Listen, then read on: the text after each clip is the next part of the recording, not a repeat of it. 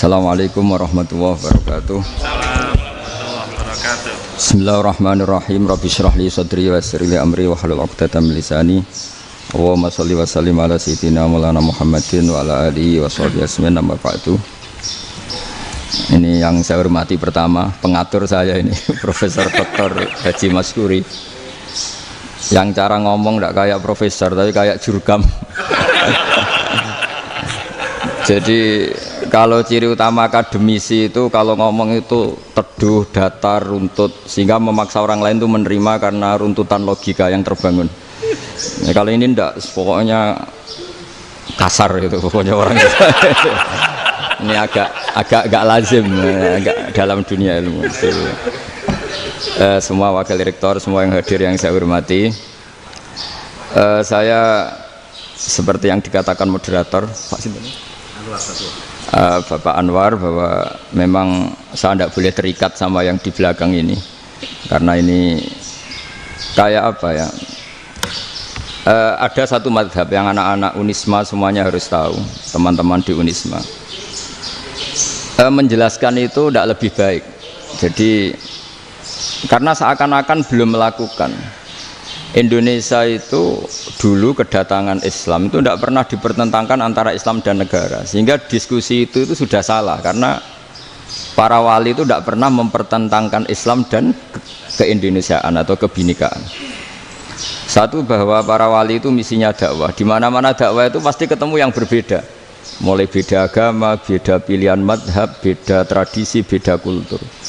Jadi itu tidak perlu dipertentangkan, tapi malah itu jadi lahan dakwah.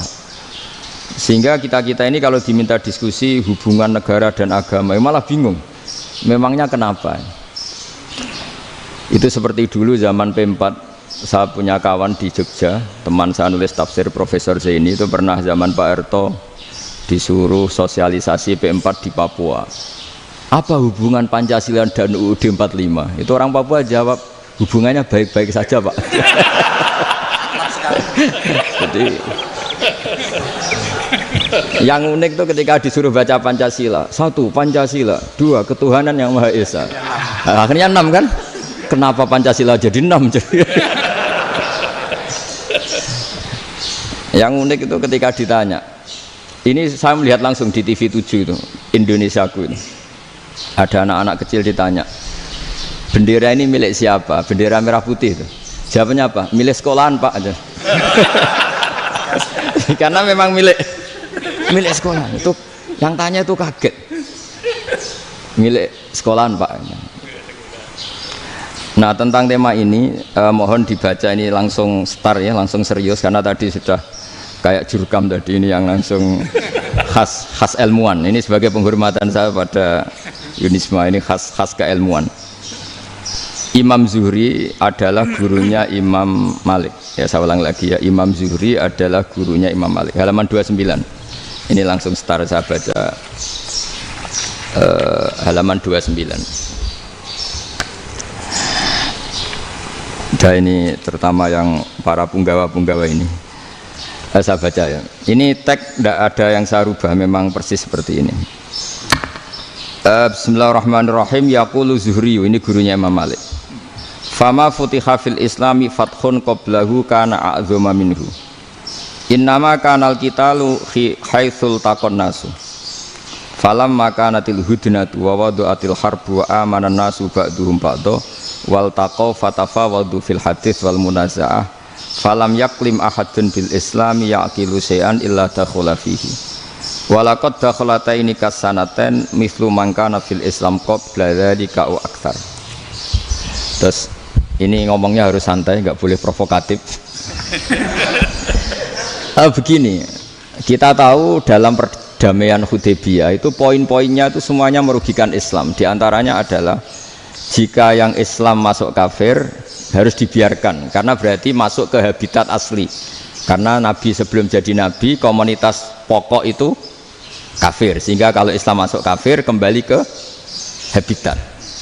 Tapi kalau Islam masuk kafir, kafir masuk Islam itu harus dikembalikan karena dianggap bid'ah. Maka kalau kamu dituduh bid'ah itu tenang saja dulu, Nabi itu ya dituduh ji'ta bidinin muhdas, kamu datang dengan agama yang baru. Cuma agak diteruskan wa kullu muhdatsatin bid'ah wa kullu bid'atin dalalah. Jadi orang-orang kafir dulu kalau ngomentari Nabi ya ji'ta bidinin muhdas, kamu datang dengan agama yang apa? Baru. Nabi nurut. Semua perjanjian yang merugikan Islam itu Nabi nurut. Tapi Nabi hanya minta satu hal, jangan ada perang 10 tahun. Dan orang boleh seminar, boleh diskusi tentang Islam. Ya ini dengerin betul ini. Jadi saya tidak akan provokatif, ini pakai logika. Nanti bisa dipakai disertasi doktor. Tapi saya minta orang boleh diskusi, boleh seminar tentang Islam.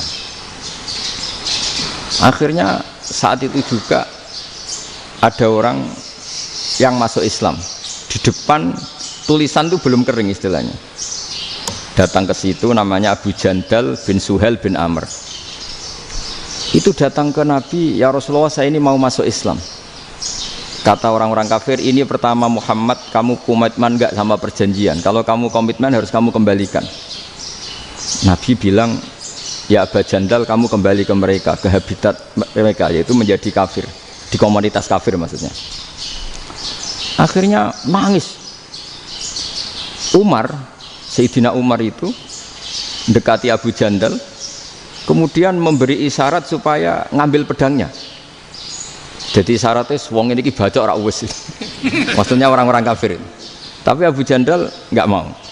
Singkat cerita akhirnya kembali ke komunitas kafir. Tapi yang dikatakan Imam Zuhri cara analisis ini nggak bisa pakai provokatif, harus pakai analisis. Innama kanal qitalu haitsul taqon nasu. Yang namanya perang itu menjadikan orang tidak berpikir jernih. Ini poin yang diambil oleh Rasulullah. Kalau dibahasakan Nabi curi kesempatan, masuk Nabi dikatakan mencuri, meskipun itu hanya bahasa ya. Enggak mungkin lah kita bahasakan seperti itu. Saya ulang lagi ya. Kenapa ada perang berkesinambungan sampai tahun ke-8 Hijriah? Mulai tahun kedua ada perang Badar sampai tahun 8 Hijriah itu perang terus. Nabi sama orang kafir perang terus. Akibatnya apa Pak Profesor? Namanya perang itu ya nggak kau bermikir. Pokoknya agar ketemu Islam perang, Islam ketemu kafir perang, nggak kau bermikir. Padahal Islam itu bisa diterima oleh akal sehat, harus lewat diskusi, lewat pengamatan, lewat pemikiran, lewat pengendapan berpikir. Makanya Nabi tahu ini masalah besar. Kalau orang perang terus, itu gak kober mikir Islam, tidak sempat diskusi tentang Islam. Makanya Nabi hanya minta satu poin. Oke, perjanjian ini saya turutin semua, tapi saya minta orang kafir semuanya boleh mendiskusikan Islam, boleh seminar tentang Islam. Mereka bilang iya, pada pikiran mereka kan diskusi paling piye. Ternyata betul, ada diskusi. Terus temanya gini, kira-kira bener di Muhammad Abu Jahal. Terus Tuhan Muhammad sama Tuhan Abu Jahal itu keren mana? Diskusi. Tuhan Muhammad itu khaliqus samawati wal ardi, yang menciptakan langit bumi. Sebagaimana kampanyenya Muhammad. Ya mereka masih jangkar bilang Muhammad. Kalau Tuhan kita, ya berhala itu yang kita bikin, yang kadang rusak, yang kadang kudanan, terus lemutan, pokoknya terus diskusi. Kita kok bener pengirannya Muhammad. Terus Muhammad Abu Jahal. Mulai dhisik Muhammad itu ora tau bodoh nih. Mulai dulu Muhammad itu gak pernah bohong. Abu Jahal, waduh, wis bodoh nih ngongkonan. Wis ribet kan? Dan semua diskusi itu mengarah ke kebenaran Islam. Akhirnya wong kafir sing tokoh-tokoh yo cara Jawa yo wah semane jebule masalah ini kan. Artinya gini, kalau kita ingin Indonesia damai, sebenarnya yang untung itu Islam. Karena Tuhan yang menciptakan langit dan bumi tentu gak akan diperbandingkan atau akan dikalahkan oleh Tuhan yang lahirnya saja sudah di bumi. Misalnya kita menjual Tuhan Allah, siapa itu yang menciptakan langit bumi, yang ada sebelum langit bumi, bandingkan dengan Tuhan yang lahirnya di bumi, ada tanggal lahirnya, ada aktenya, itu kan sudah ribet kan. Begitu juga kalau memperbandingkan tokoh, Muhammad itu siapa? Tokoh yang bisa menyatukan pan Arabik, tokoh yang begini-begini, yang sayang istri, sayang keluarga, dibandingkan dengan tokoh Abu Jahal, Abu Lahab yang corong jauh penggaweannya yang ngerugikan orang lain. Akhirnya orang itu mulai tertarik sama Islam. Makanya kata Az-Zuhri, pakai bahasa dulu. Falam yaklim ahadun bil Islam. Tapi kalau sekarang yang populer itu bahasa yatakallam. Sebenarnya yang benar itu bahasa kalimah yaklimu kalaman, karena masdarnya itu kalam, berarti sulasi nopo mujarrad. Tapi di fiilnya itu mujarradnya enggak kelaku. Jadi di fiilnya takallama yatakallamu, tapi untuk masdarnya yang kelaku kalaman. Jadi ini agak unik, agak enggak lazim. Mestinya kan takallama yatakallamu takalluman, tapi di masdarnya kalam populer, tapi di fiilnya tidak populer. Saya teruskan ya. Ini penting sekali. Jadi menjual Islam, kalau boleh dibahasakan menjual, itu tetap enak dalam kondisi damai. Karena kalau kita perang, itu bawaannya kalau ketemu ya perang. Kalau ketemu perang, sehingga orang itu rakober diskusi dulu. Saat bener Islam sampai kafir itu bener di. Karena tidak kober diskusi, tidak sempat diskusi, orang yang milih yang kafir. Karena yang mayoritas yang kuat. Sementara Islam zaman itu lemah. Ya Nabi itu yang diminta hudnah, yang penting kita damai. Terus orang boleh mendiskusikan benar mana kita dan mereka. Ya setelah diskusi ya tadi kan nggak mungkin Allah yang begitu keren hebat pencipta langit bumi dibandingkan berhala yang mengurus dirinya sendiri saja tidak bisa. Walhasil terus orang mulai tertarik sama Islam dan aturannya nggak boleh dilarang diskusi itu. Nah makanya saya pernah ditanya beberapa profesor di Jogja, Gus, suatu saat kalau kampus paling keren di Jogja ini ada Islamic Studies, kemudian pengajarnya dari berbagai agama, ini riskan nggak bagi Islam? Saya jawab, asal yang didiskusikan Islam itu nggak masalah. Yang repot itu nak umat Islam. Karena kalau umat Islam yang jadi percontohan, banyak raja yang dolim, banyak pemimpin Muslim yang dolim, terus identik dengan Islam itu jadi dolim kan ribet. Ya kalau pas umat Islam, kalau Islam yang kumat kan jadi masalah kan. Nah ini kan terus jadi beda umat Islam sama Islam yang lagi apa? Kumat. Singkat cerita terus Islam mendapat posisi yang luar biasa. Nah makanya di sini diistilahkan falam makanatil hudnah, ketika ada perdamaian wa amanan nasu ba'dum ba'do, orang merasa aman, itu fatafawadu fil hadis wal munazaah. Mereka berdebat, munazaah itu berdebat. Keren mana konsep Muhammad dengan konsep Abu Jahal? Keren mana konsep Tuhannya Muhammad dengan Tuhan kita? Terus diskusi dan mereka akhirnya ikrar, wah yang benar ya Muhammad lah. Di mana-mana Tuhan tuh ya sebelum langit dan bumi, di mana-mana Tuhan ya punya reputasi menciptakan. Masa Tuhan reputasinya diciptakan, kayak berhala dan sebagainya. Ibadah juga gitu. Ibadah wong kafir itu kalau tawaf itu telanjang, ibadah Muhammad santun pakai pakaian. Terus akhirnya mereka mulai tertarik Islam.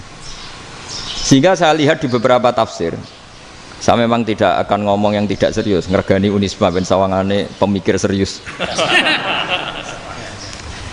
Di Quran itu sampean lihat di tafsir Tobari itu ada ayat bal naqdhifu bil haqqi 'alal batil fayadmaghuhu fa idza huwa zahid.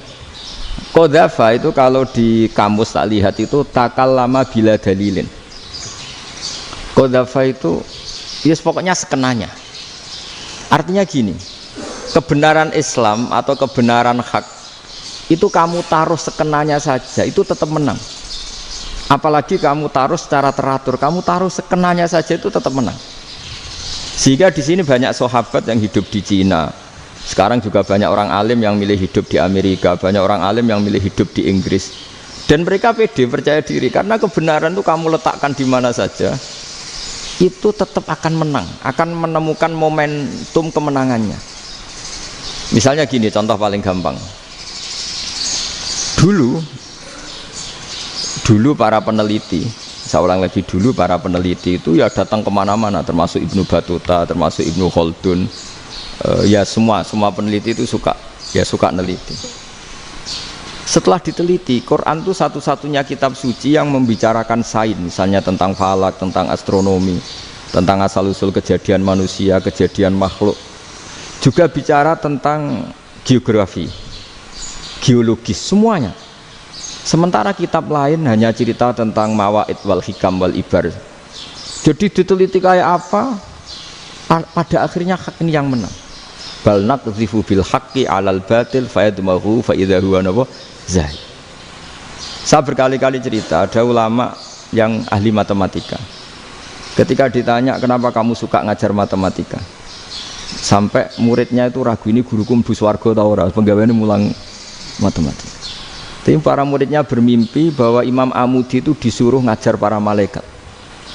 Dan itu pede betul dia. Kata Allah, ini ulama saya yang iman kepada saya setingkat iman kamu.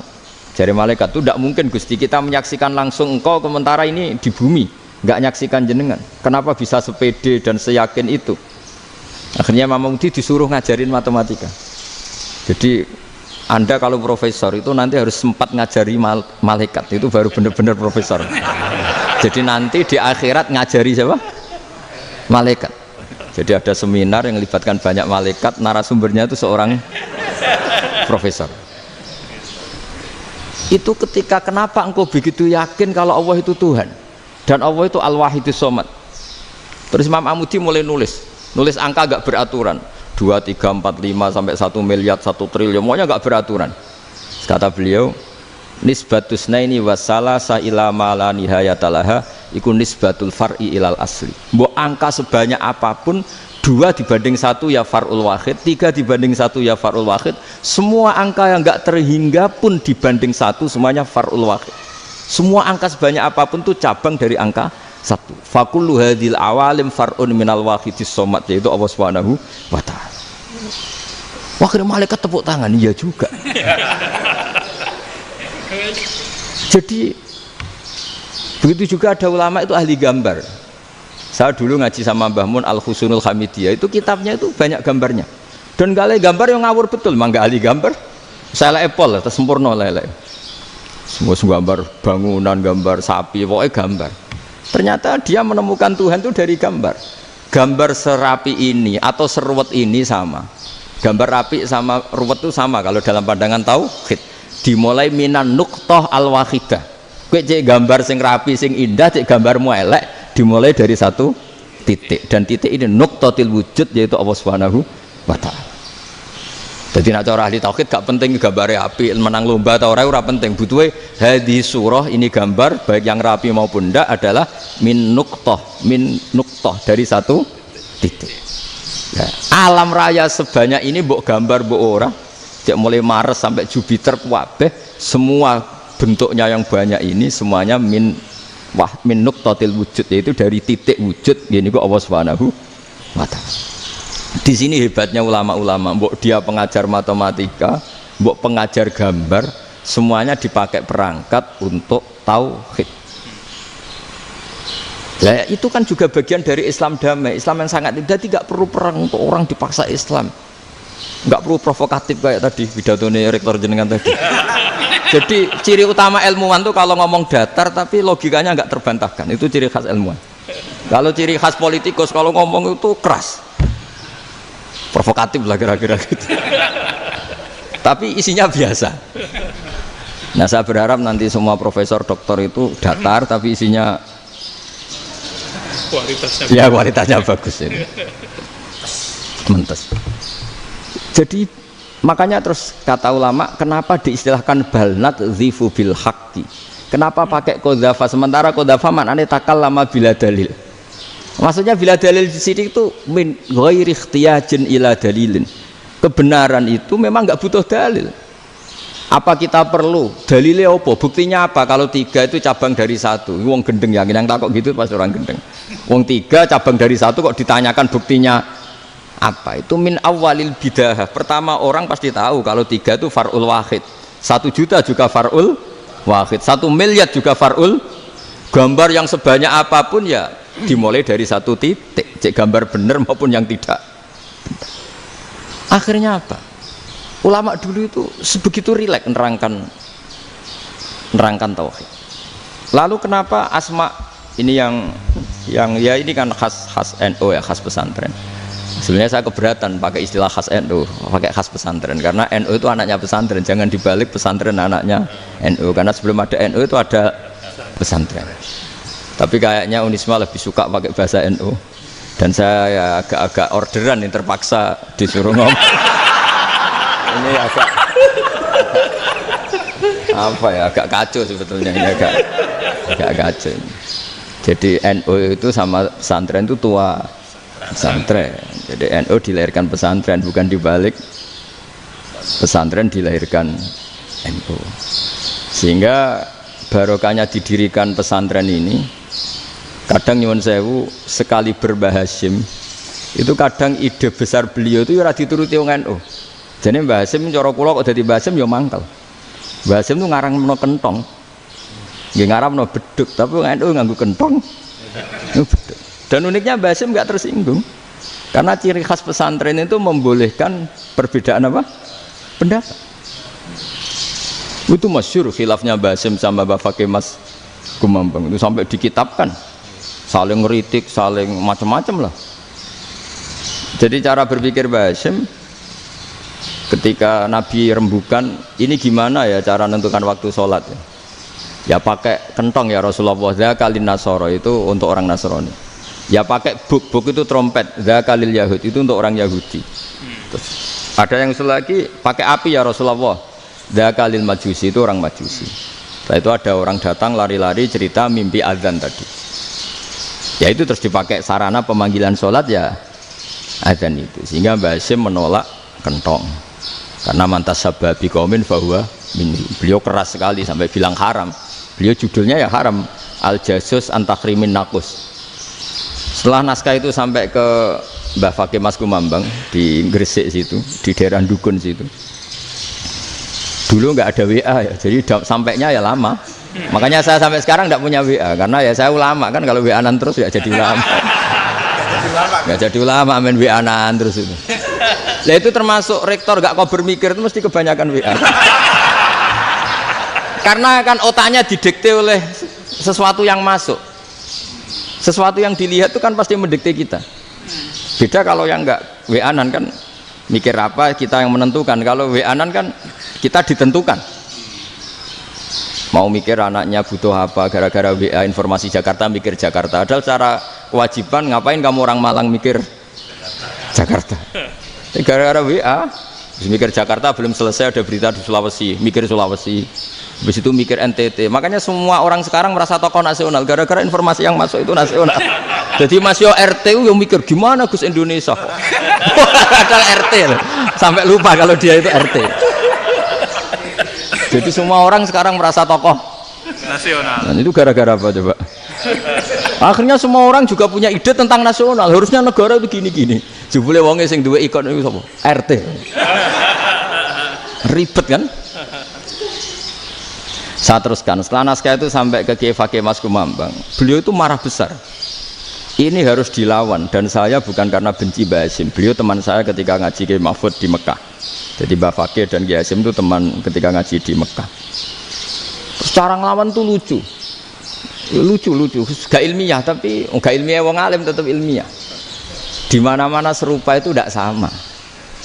Ya kalau mungkin zaman Nabi di Madinah itu zaman itu kentong itu identik dengan milik Nasrani. Di Indonesia beda. Pos kampling ya kentong, kebakaran ya kentong, wae sarapan orang di LP ya pakai kentong.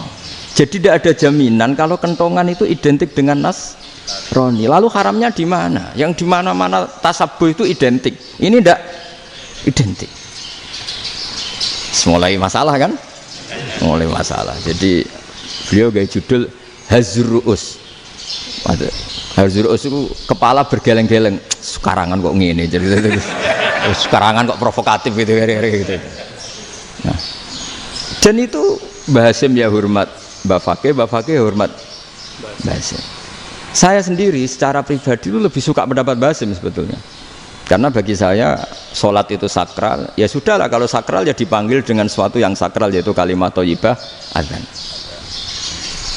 Tapi saya tidak akan bilang kalau kentongan itu haram.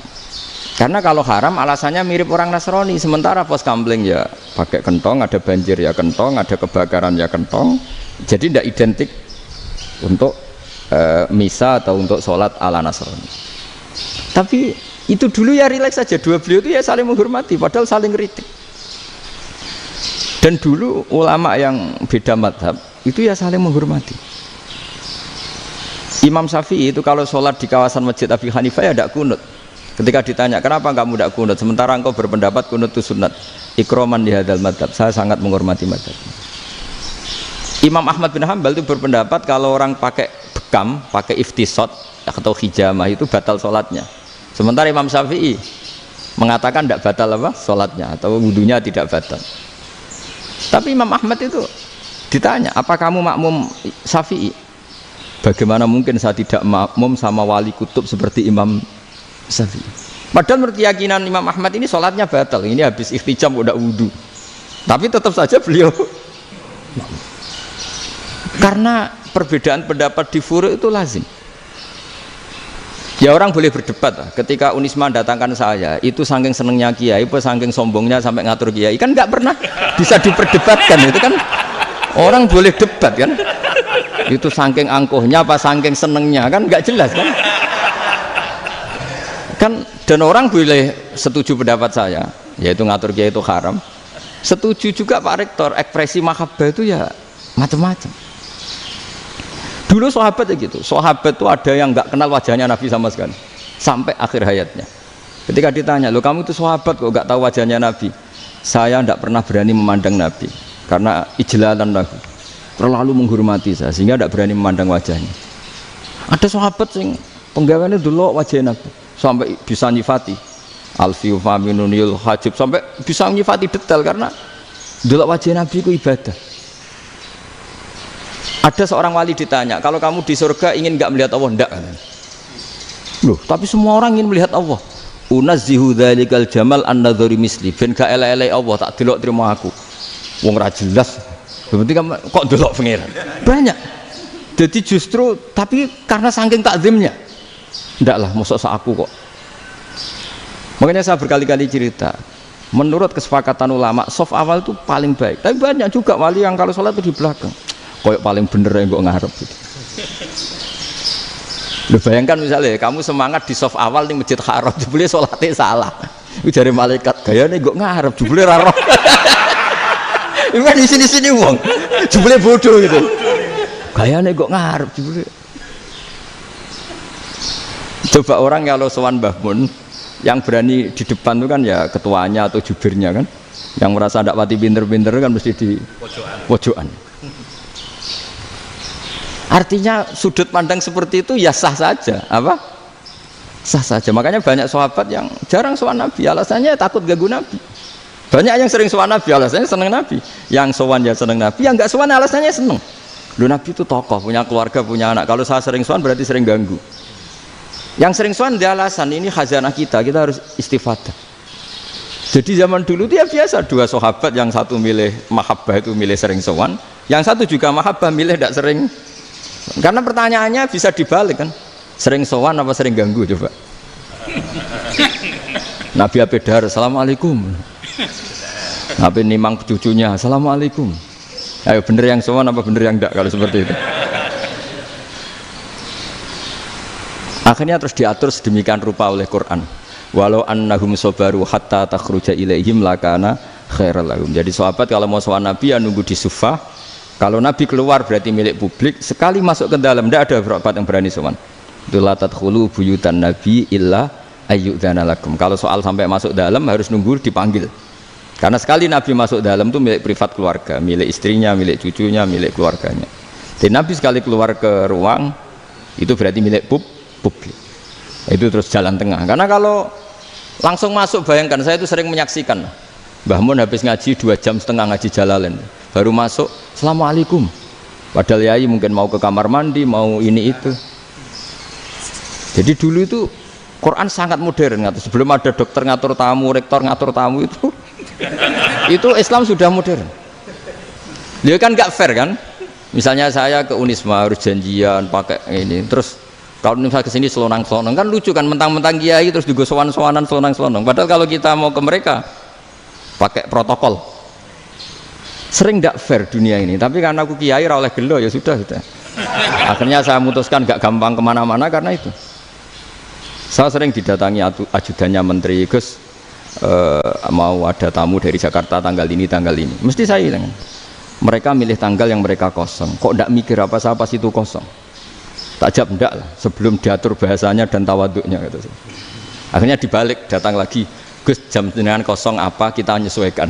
Lah itu lagi dia akhlak kata saya. Itu baru punya akhlak kata saya. Bukan masalah ini, bukan masalah gengsi ya. Saya sendiri itu dolan ke alumni itu jarang, karena ya takut. Kiai kan yang nganggur, jam 9 nganggur, jam 10 nganggur. Bisa saja alumni itu kerja di pabrik, bisa saja yang latihan ekonomi di pasar. Sehingga kalau saya datang jam 9, iki kiai sing nilai santri ini, apa kiai sing ganggu santri. Nah karena orang ini melakukan rutin gak kok berpikir, pokoknya ngono jenenge silaturahim.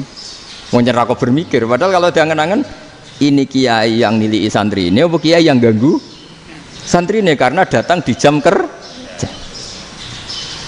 Nah, bayangkan kalau kebenaran dulu itu dikawal oleh satu peradaban perang. Jadi Nabi sesuai diangen-angen mbek Nabi. Perang Badar menang Nabi, perang Uhud menang wong kafir, perang ini gonta-ganti. Apapun itu yang penting satu kesimpulannya, cara Rasulullah kesimpulannya satu. Orang tidak kober mikir kebenaran secara mengendapkan pikiran dengan pikiran jernih. Maka hebatnya Nabi ketika perjanjian, pokoknya saya minta nggak ada perang. Dan orang boleh mendiskusikan Islam. Itu luar biasa idenya Nabi. Karena bawaan perang itu orang kan nggak kober mikir.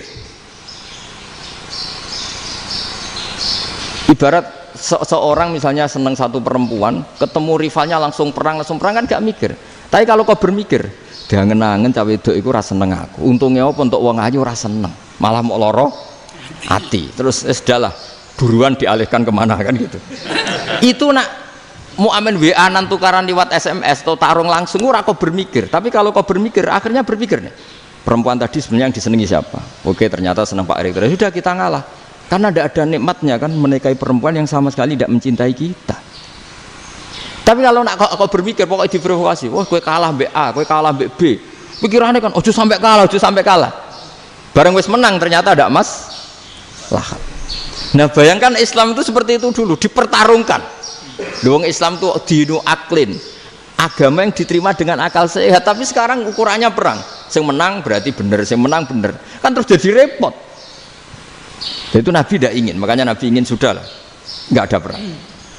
Nah, makanya kata Imam Zuhri, fathul Islam terbaik adalah orang boleh diskusi tentang Islam dan tidak ada perang.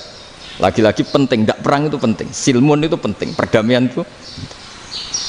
Setelah tidak ada perang, akhirnya fatafawadu fil hadis wal munazah, orang boleh diskusi apa saja, termasuk boleh adu polemik. Konsep satu Tuhan dan Tuhan banyak diperdebatkan. Akhirnya Nabi secara rileks bisa menjelaskan. Muhammad, urusan kita banyak. Kalau Tuhannya satu tidak cukup, Tuhan harus banyak untuk menyelesaikan berbagai urusan. Ada Tuhan bagi rektorat, bagi macam-macam kan. Ada Tuhan untuk ngurusi utang, ngurusi BPKB, macam-macam. Terus kata Rasulullah, enak saja Nabi jawabnya. Ya kalau kamu punya majikan banyak, perintahnya beda-beda, kamu mangkel enggak, bingung enggak? Ya susah mat. Kalau majikannya banyak, perintahnya beda-beda, kita jadi repot. Seneng mana? Seneng majikan satu. Ya sudah, Tuhanmu itu majikan kamu. Kalau Tuhannya banyak, perintahnya macam-macam, kamu yang repot. Akhirnya sudah mat, Tuhannya satu aja. Nah, itu ya barokahnya diskusi tadi, barokahnya enggak perang. Darabahu mathalan rajulan fihi syuraka'u mutasyakisuna wa rajulan salamal lirajul hal yastawiyani masalah. Terus alhamdulillah. Jadi orang yang paling kafir pun saat itu taslim. Nah ini kembali ke kalimat la ilaha illallah. Saya tidak perlu provokatif, pasti teori saya itu benar. Bukan saya bilang benar itu karena sombong, enggak. Ini sesuai teks. Misalnya begini, benar enggak kelompok takfiri yang suka ngafirkan orang lain? Itu pasti tidak benar. Logikanya gampang. Orang yang kafir 70 tahun saja dengan melafadzkan la ilaha illallah menjadi muslim. Masa dengan kalimat yang sama yang muslim menjadi kafir? Itu logikanya kan enggak ketemu. Orang kafir 70 tahun untuk menjadi muslim disuruh baca apa? La ilaha illallah. Tapi gara-gara baca la ilaha illallah nyekel patok jadi kafir. Pertanyaannya, loh ini kalimat apa? Kalimat untuk mengkafirkan apa kalimat untuk mengislamkan? Karena yang kafir dengan kalimat itu menjadi Islam, ternyata yang Islam dengan kalimat itu menjadi kafir. Itu ketemu nggak? Cara logika itu kan nggak ketemu kan? Makanya cara pikirannya Abul Hasan As-Sadzili, dan saya setuju pikiran itu. Istighfar ini boleh orang Jawa Timur protes karena kadang beda manhaj, tapi jangan protes saya, protes Abul Hasan As-Sadzili, kualat mesti sampean. Ketua Torekoh napa? Sadziliyah. Cara madzhab Sadzili, dan Anda boleh berbeda madzhab, mencari khasnya wong kampus sing wani beda. Beda kapasitas lah, pokoknya butuhnya beda. Dan ketok pinter, ketok kritis tuh. Cara madzhab Abdul Hasan As-Sadili itu gini Pak Rektor. Jadi istighfar itu baik. Tapi ba'da kamali tauhid, setelah tauhidnya itu benar. Alasan beliau masuk akal. Ketika ada ayat fa'alam annahu la ilaha illallah wastaghfir li dzambik. Bihadil kalimah. Jadi orang boleh istighfar setelah tauhidnya benar. Alasannya Abdul Hasan As-Sadili begini. Qul lil ladzina kafaru iyantahu yughfar lahum ma qad salaf. Katakan kepada mereka yang kafir, sekali mereka tidak kafir, maka otomatis dosanya masa lalu diampuni. Pertanyaannya, yang bisa menghentikan kekafiran itu kalimat apa?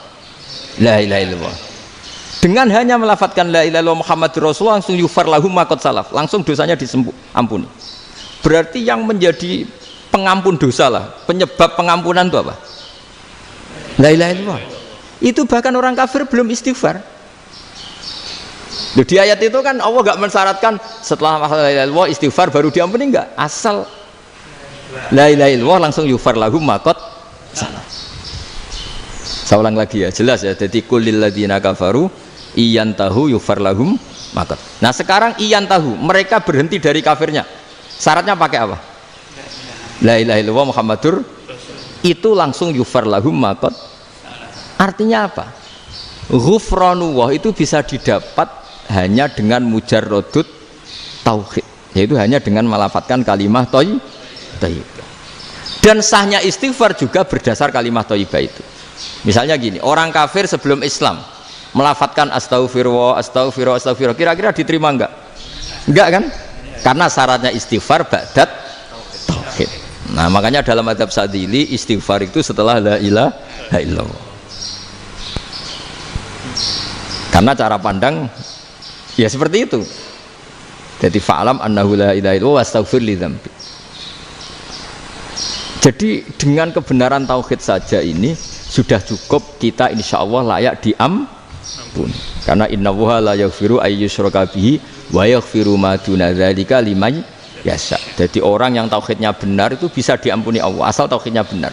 Itu Allah ngendikan liman yasha wa yaghfiru ma duna dzalika liman yasha. Dawe Imam Suyuti walam yakun liman yastaghfir. Jadi orang yang bertauhid secara benar meskipun gak sempat istighfar itu tetap potensi diampuni. Karena bawaan tauhid itu sudah menjadi layak diampuni. Kayak orang kafir sekali ngelafatkan kalimat tauhid mbok gak istighfar langsung diampuni. Nah, karena melihat seperti itu terus orang berlomba-lomba memperbanyak jumlah lafaz la ilaha illallah. Jadi kita yang alim, kita semua, saya tidak bilang saya, kita termasuk yang di pinggir-pinggir saya ngaku alim nggak masalah lah soalnya. Kita semua yang alim-alim itu tahu bahwa la ilaha illallah itu super. Sudah bawaannya tauhid, juga punya kelayakan diampuni. Nah, kemudian nasib kita agak sial. Malah kalimat ini dituduh bid'ah, dituduh khurafat. Mergo Nabi nggak pernah tahlilan, Nabi nggak pernah. Nabi gak pernah tahlilan, kalau diartikan Nabi ratau maca la ilaha illallah, aneh gak kalimat itu. Nah, ini provokatif ini. Jadi ini sudahlah keanehan-keanehan ini kita terima karena ciri utama wali, ciri utama ulama itu wa'udhu fisabili, harus pernah disakiti. Jadi kalau Unisma sakit kalau dituduh apa? Dituduh bid'ah itu berarti belum calon ulama. Anjar ulama itu wa'udhu fisabili, harus disakiti. Jadi kalau kamu disalahpahami itu ya harus santai. Provokatif tadi. Iya, termasuk provokatif tadi. Termasuk diatur tadi itu. Jadi kalau cara berpikir kan, karena mereka itu memang kalau kita turutin itu memenya itu terlalu, kadang menghujat kita itu enak ya jadi KNU, ada orang mati datang, kiainya dapat makan, dapat rokok, terus pulang gitu. Jadi apa, terus kita kayak tersangka terus. Kita kan kayak tersangka terus, tertuduh terus itu. Terus yang orang NU ya memenya juga nggak kalah ekstrimnya. Boleh ya ajaran orang nggak boleh ngasih kiai gitu. Berarti boleh dong ajaran kikir. Jadi memang kadang apa ya, cangkem elek lah bahasa kasarnya itu. Itu memang kadang lebih mengenakan. Kalau kita datang ke acara mayat kan dapat makan, dapat minum. Kalau yang sohibul bed rokok ya dapat rokok. Kalau kiainya dapat wajib, kadang 20.000, kadang 50.000. Terus memenya itu kok setega itu ya, ada orang meninggal kok malah kita makan-makan. Seakan-akan kan kultur ini biadab kan gitu. Tapi yang orang NU kebalikan bales. Oh ternyata nggak boleh ya mayit disodakoi, ternyata nggak boleh ya orang dermawan.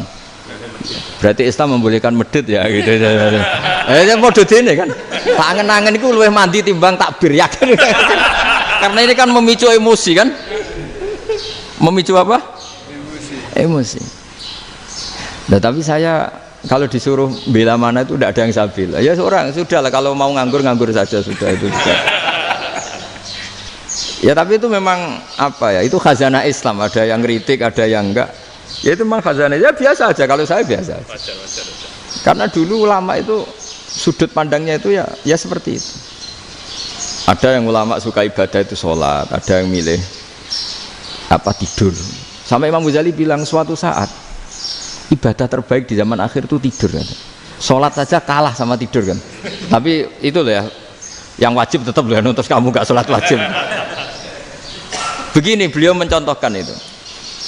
Ada orang sholat tahajud terus obsesinya itu ingin hajatnya terkabulkan. Sementara yang tidur obsesinya nikmati rahmatnya Allah, boleh tidur, bisa tidur. Kata Imam Ghazali, timbang kita tahajud terus nuntut pangeran aduk turu katanya. Mergo engko di akibat terus setan memberi bisikan, "Loh nyatanya kamu tahajud ya gak terkabul." Berarti cerita bahwa Nabi ngendikan kalau doa tahajud mustajab enggak. Daripada ngono ki aduk turu ora tau ndonga. Timbang ngabri-abri Islam timbang ngelek-ngelekin apa? Islam. Jadi ulama itu mulai dulu itu sudah berpikir. Banyak orang menjadikan tahajud, sholat malam itu media untuk hajatnya. Dan kalau nggak kesampaian ini mutung. Nyalahkan kiainya ijazah ramandi. Macam. Daripada ngono ora usah apa? Tahajud turu. Dan jenis kayak ini tuh banyak. Makanya ulama kayak saya itu saenake dhewe itu ya jarak. Saya sering didolani muhibbin terus bilang, "Gus saya doakan gini-gini, saya mau nyalon bupati atau saya gini." Saya bilang, "Gak waduh orang dongo, nak ramandi darani ulama dongane ramandi. Nak mandi kamu jadi bupati tetap nganggep karena beli. Sopo sing ora roh bupati saya juga beli." Ribet kan? Ketika mereka jadi ngunsurkan doa kamu apa karena kemarin beli? Yang beli maksudnya, nggak beli nggak usah tersinggung. Jadi ribet ngadepin. Nggak, artinya gini loh, boyo doa itu jangan dipakai begitu loh. Kalau minta nasihat tak nasihati, jadi bupati yang baik, gubernur yang. Kalau minta doa itu resikonya. Akhirnya gigi kalau diminta doa ya doa, sebenarnya diisinya itu nggak doa kemenangan. Selamat. Itu nggak selamat gitu. Karena ribet. Makanya Islam itu doa itu setelah iman. Aturan iman benar baru doa. Aturan iman benar termasuk Allah itu yaf'alu ma yasha, boleh melakukan yang dikehendaki. Allah enggak boleh terdikte oleh doa kita, enggak boleh. Ya saya ulang lagi ya, mazhab Hasan Asyadzili ini khas kita. Jadi la ilaha illallah itu didahulukan sebelum istighfar. Tapi kebalikannya mazhab Imam Sanusi itu dibalik. La ilaha illallah itu kalimat yang sakral. Karena yang sakral dibutuhkan muqaddimah, yaitu yang melafadzkan harus yang sudah bersih, yang sudah steril baru melafadzkan la ilaha illallah. Maka dalam mazhab Sanusiyah istighfar dulu baru la ilaha illallah. Nah dalam mazhab Abul Hasan Asyadzili kebalikan, istighfar itu sah setelah sahnya tauhid. Kamu ikut mana tuh? Asyadzili apa Sanusiyah? Alhamdulillah sama-sama tidak paham, ya sudah. Akhirnya sudah, ya nggak kemana-mana kan gitu. Jadi apa ya? Terus ini saya teruskan, ini biar khas pesantren atau khas NU lah, kalau bahasa Pak Rektor khas NU. Ini Ben sampean tahu beberapa perbedaan itu lazim, halaman 24. Ya, halaman 24 sama 25. Tak baca, ini masih orisinil. An Sufyan bin Uyainah, ini juga gurunya Imam Syafi'i. Kata Sufyan bin Uyainah, beliau cerita, kana Isa wa Yahya alaihi salam ya'tiyanil qaryah. Fayas'alu Isa an syirari ahliha. Was'alu Yahya an khiyari ahliha. Jadi Nabi Isa dan Nabi Yahya itu satu generasi, sama-sama masih muda. Kalau di satu kampung yang Nabi Yahya tanya, ini keluarga terbaik siapa? Saya mau nginap di situ karena kumpul orang baik itu nyaman. Kalau Nabi Isa kebalikan, keluarga terburuk mana ya? Saya tak di situ. Nah terus Akhirnya faqala lahu Yahya lima tanzilu ala syirarin nas, kenapa kalau kamu bermalam kok malah kumpul orang-orang yang nakal? Innama ana tabibun udawil mardo, saya ini nabi ibarat dokter, di mana-mana dokter yang ngumpuli yang sakit, ngobati yang sakit. Makanya di NU itu ya banyak kiai jazab mengumpuli yang nakal-nakal. Nak tepak yang ngentas yang nakal, nak ora tepak ya katut. Ini adu nyali lah sudah gitu. Tapi itu ada ilmunya, yaitu niru Nabi siapa? Isa. Kalau kamu dokter penelitian tuh cari daerah yang banyak pandemi apa yang bersih? Yang banyak pandemi, karena yang namanya penelitian ya di situ kan. Kalau kamu dakwah ngentas kemiskinan, ke daerah miskin apa daerah kaya? Nah sama, kalau ngentas kefasikan, ke daerah fasik apa daerah orang soleh? Fasik. Ya, tapi itu Nabi Isa. Nah kalau kamu tidak Nabi kan potensinya kan ngadut itu. Tapi setidaknya bahwa kita sering disalahkan karena punya beberapa tokoh yang ngancani fasik-fasik, itu sebenarnya ada dalilnya, yaitu Nabi siapa? Isa. Nah terus masalah tegas dan lunak. Ketika ada mahasiswa misalnya pacaran, boncengan lanang dan perempuan, itu pilihan kita apa? Kalau tegas, terus gak mau mendengar kita. Misalnya gini contoh gampang, tak beri contoh Pak D, jangan orang tua, nanti secara fikih itu beda. Nah ini kan kita orang pesantren, nah, biasa ngaji fikih detail. Kamu Pak D seorang perempuan, mahasiswi misalnya, sering pacaran. Setiap ke situ sama pacarnya kamu diam saja, padahal kamu dosen keislaman. Mesti pawanaan kamu nyimpulkan ternyata pacaran itu tidak apa-apa, buktinya Pak D itu tidak negur, menengahi. Ini berarti as-sukut alal mungkar. Tapi kebalikannya, Pak D ini terkenal keras, nak rono mesti ada aku ponaan, akhirnya yura rono mesti ngerti nak mesti diamuk. Nah dua orang ini sama-sama gagal kan. Yang lunak menjadikan ponakannya pacaran terus karena enggak negur sehingga dikira membolehkan. Sing keras juga agak sempat bina wong rono era wani. Akhirnya dua orang ini sama-sama enggak ketemu, sama-sama enggak berkesempatan membina kan? Gagal membina kan? Karena yang keras ponakannya enggak pernah situ, berarti enggak bisa bina kan? Yang lunak membiarkan berarti juga ada bina. Nah, Islam itu antara dua itu. Ya agak terlalu lunak, nggak terlalu keras. Karena kalau terlalu keras, misalnya ada kiai terlalu keras, lu masyarakat mau tanya itu gimana? Lari kan? Lu saya ini punya pengalaman pribadi. Saya ini kan kecelok orang alim. Itu kalau pernah ya saya itu berusaha ya pokoknya ya umumnya orang alim lah, tenang terus anteng, nggak gejlok-gejlokan. Itu nggak ada yang tanya. Saya mimpi ketemu beberapa ulama itu disalahkan. Terus umat saya kalau mau tanya itu ke siapa? Wong alim wis wibawa, meneng tambah banget wibawane. Kalau Quran sering gojlok rektor macam-macam. Terus wong wanita kok, saya biasa ke pasar pandangan dicegot orang. Gus, putri saya itu sering keluar darah tapi melebihi batas haid gini-gini. Kalau badhe sowan jenengan, gak usah sowan ning kene mbek ngadeg-ngadegan. Terus tanya, yang haid berapa hari, Gus? Ya supaya rudat ilal adat sebelum dia punya penyakit istihadah itu berapa? 6 hari ya sudah, kembali 6 hari lainnya mustahadah, tetap sholat, tetap normal. Tapi kalau saya wibawa, moro pasar gue tasbih seduwilu. Iku mesti wong salaman njaluk donga yakin. Tapi baru kayak rada uraan ketemu wong-wong, dol pening ndi? Mak pening ndi? Gus beneran Gus ketemu jenengan kula wingi badhe tuwa kok. Akhirnya tanya. Dadi uraanku iku amdan. Lho nek sampean asli iki asli uraan. Karena ndak uraan lah tetap ndak wibawa kan. Jadi baru kayak uraan itu ya banyak. Saya tuh kalau ngantor di Jogja itu banyak orang yang tanya. Ya biasa tuh tanya macam-macam. Karena saya uraan. Ke pasar ya orang, bahkan di bis sering ketemu orang. Wah beneran Gus kalau badhe sowan jenengan badhe tanya ini. Ya sudah di sini aja. Jadi semua itu diilmoni. Nabi itu punya sisi yang dua-duanya jalan. Memang beliau luar biasa, dipilih Allah yang luar biasa. Nabi ketika wibawa itu banyak sahabat yang bahkan mengenali wajahnya aja tidak bisa. Ka'anna ala ru'usihim at-tayr, bayangannya seakan-akan di kepalanya itu ada burung yang takut terbang, saking antengnya.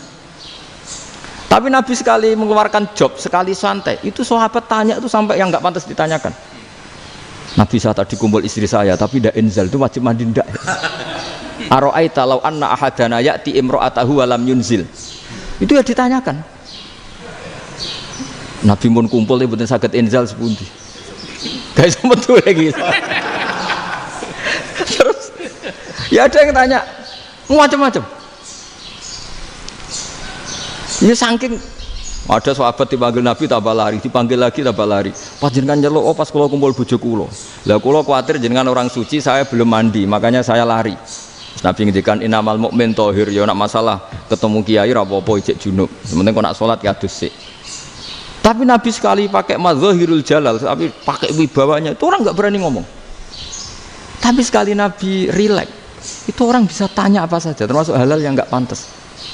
Lalu ada sahabat itu tanya lucu, tanya Maimunah. Maimunah itu ya cantik tapi sudah agak tua lah. Maimunah, ya umal mukminin, hukumnya ngambung bojo pas Ramadan ubi. Wah gak roh aku, gak tahu diambung kan Nabi pas Ramadan. Tanya Saudah, wah malah orang arah diambung kalau Saudah itu kan wis tua itu. Lucunya istrinya jawab, tanya Aisyah yang mungkin Nabi, iya yang mungkin tanya Aisyah. Itu yang usul ya istrinya Nabi Maimunah. Selalu Aisyah, tanya be Aisyah. Ya Amirul ya umal mukminin gini-gini. Aisyah yang cantik masih perawan kan. Qabbalani Rasulullah bahwa oh Nabi biasa ngambung-ngambung pas Ramadan dan beliau tetap puasa. Akhirnya fakih ngarang kan wa takbil fi Ramadan wa tublah la tubtilu shauma ngambung ora. Iku udah biasa di sini. Ya nasib bojone ayu.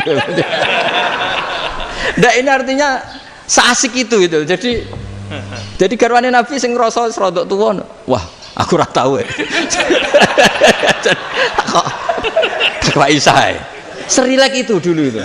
Maksudnya orang Islam pertentangan itu. Maksudnya ini ya balik semua ini bedanya orang pesantren sama orang kampus. Kalau orang kampus mau cerita agama itu rahmatan lil alamin, tapi nyontokno rileke ora iso. Agama itu rilek, tapi nyontok no rilek ora iso. Mergo ya rapati ngaji. Contohnya ora iso, dadi mau gawe kaidah kok Islam itu rahmatan. Jadi Nabi itu lah, Allah juga gitu. Allah itu kalau sudah memperlihatkan madzahirul jalal, itu mbok malaikat Jibril rawani. Ketika Allah dengan madzahirul jalal. Tapi kalau Allah dengan madzahirul jamal, madzahirul apa? Jamal. Iku yo gojol-gojol kan sampai makhluk gojol. Yo buli-bulian cara sakniki. Ya sampean delok ning hadis syafaat itu, akhiru man dakhalal jannah atau akhiru man kharaja minan nar, itu di beberapa judul. Ada seorang rojul yang ahli neraka ya, dintas mbek pangeran terus ditudono swarga. Gusti, swarga ngiler tok ora wong wayu, roh wis wong ngiler tok. Ngerjaluk Gusti mosok roh tok ora oleh mlebu. Jarimu asal mlebu metu kon neraka ora jaluk-jaluk meneh. Sumpah lho ya, gak jaluk apa-apa neh. Mboten Gusti. Sekali saya keluar dari neraka ndak akan minta apa-apa lagi. Wis. Wallahi, wallahi. La as'alu ghairaha. Mesti ghaira khoslah, ghaira tilkal khoslah. Ya niku selain keluar dari neraka saya ndak akan minta lagi. Didono swarga wong do kelon seru wibet kan. Sing bojone elek kan dendam dadi ini swarga iki. Swarga wis macam-macam. Gusti mosok roh tok ora oleh mlebu. Jarine ra janji ra njaluk meneh. Akhire ya wis didelokno neraka. Jadi pangeran jawabe gampang, didelokno neraka. Roh neraka begitu menyakitkan, begitu ngeri. Sudah Gusti saya tidak minta surga, sementing nggak masuk neraka. Rabbana srif anna adzaba jahannam. Setelah lama itu diadepno swarga njuk mlebu swarga, terus diadepno neraka. Akhirnya ya sudah. Saiki mlebu swarga gak apa-apa. Iku jawabe lucu. Atas taziu bijinan ngenyek kula. Wong karuan ra di swarga kok mlebu swarga. Terus akhirnya mlebu swarga, kan mlebu swarga tamanna, sangen-angen sembo jaluk apa? Orang ngangen-angen yang indah-indah, laka wa asratu amsal. Ya siku tak turuti wa asratu amsalih lan lipatan ke-10. Jawabe wong lanang ya lucu. Atas tazi ubi wa anta rabbul alamin. Jenengan pangeran kok ngenyekan. Maksudnya wis karuan aku ora pantes. Terus jare pangeran, la astazi ubika walakinni ala ma asya'u qadir. Aku gak ngenyek kowe, pancen aku pangeran. Nuruti kowe iku iso. Jadi Allah sendiri ketika dengan madzahirul jamal itu malaikat ya ono sing wani bantah. Masyhur itu kan malaikat sing bantah pangeran ataj alufiya mayufsidu fiya wasfikut. Karena Allah dengan madzahirul jamal. Sing paling masyhur Nabi Musa. Nabi Musa itu ketika Nabi Mi'raj. Nabi Mi'raj itu beliau kira-kira di langit keempat lah yang masyhur atau kelima. Ngelangkahi. Nabi Musa menangis, ya Rabbi ini apa-apaan? Orang sing ja'a ba'di kemudian melangkahi makom saya ini apa-apaan? Jadi Nabi Muhammad kan apapun hebatnya kan junior. Kok melangkahi makom saya ini apa-apaan? Enggak fair. Sampai Nabi Muhammad itu tanya gini sama Jibril, reaksi Allah gimana ketika melihat Musa seperti itu? Jawab malaikat Jibril lucu. Ya roh khiddatahu, Allah sapal gayane Musa, biar. Jadi lucu. Ya dibiarin aja sama Allah. Tapi yang jenenge Nabi Musa itu kekasihnya Allah, tetap berkah bagi kita. Betul. Ketika setelah Mi'raj diwajibkan sholat 50, gentenan Nabi Musa kelihatan nabinya. Sebenarnya Nabi Musa itu sebetulnya loh, gak nguntungkan kita sebetulnya. Tapi yang nguntungkan, sebenarnya ndak niat nguntungkan kita, tapi nguntungkan. Nabi Ibrahim kan di langit ke-6, keren lah. Konti jong ketemu Allah ngeten-ngeten kan sholat seket. Karena Nabi Ibrahim terkenal Nabi baik, ada bantah. Bareng Nabi Musa. Kenapa diceluk pangeran? Kula akan sholat ping 50. Inna ummataka la tutiku dalik. Wah, gak kuat umat. Serai-rai gak umatmu ora ngarah kuat 50 rokaat. Tapi sebenarnya Nabi Musa itu niatnya bukan membela kita. Fa inna ummati la umatku sing gagah-gagah ra iso meneng umat. Berarti sebetulnya ya itu masih pakai gengsinya gitu. Wes ngono-ngono lah sementing kita untung. Sebetulnya dia itu gak terima. Wong umat saya aja yang lebih kuat. Gak kuat apalagi umatmu. Dan terus sebutin irji ila rabbika fas'alhu takhfif. Itu berarti Allah dengan madzahirul jamal. Sudahlah, datang ke Allah minta keringanan. Allah itu baik. Minta, mbak Allah itu ringanan mau 5 tok, jadi cek 45. Balik ke Nabi Musa, piro 45, cek ra kuat umat. Wong umatku ra kuat, jadi sebenarnya dia bilang umatku ra kuat. Lho cara Nabi Muhammad model wong Malang, yo beda umatku mbek umatmu. Ribet kan? Beda. Lho Nabi Muhammad kan enggak seperti itu kan? Enggak punya akhlak Malang kan, akhlak. Maksudnya akhlaknya mujur itu loh, akhlak yang baik gitu loh. Ya akhlak yang mujur, bukan yang Malang gitu. Jadi Nabi ya manut. Tinggal 40 kan, dikurangi lagi 35 sampai 9 kali kan, masyhur itu. Ya kan kalau dikurangi 55 kan berarti turun naik kan 9 kali. Itu setelah 5 itu Nabi Musa aja usul masih ragu. Itu cara Nabi munggah nentek. Ini entek ya. Terus iya doa tuntas betul. Sebebas. Terus munggah ado-ado lha opo. Ngapain itu? Akhirnya Nabi Muhammad sudah sampun ya kalimah Allah, saya ini malu sama Allah Musa. Sudah 9 kali dan diturutin terus. Jadi Allah kalau dengan madzahirul jamal itu Nabi Musa biasa nego sama Allah.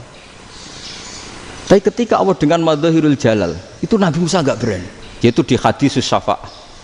Hadis syafa'ah ketika manusia datang ke Nabi Adam, ya tuna Adam.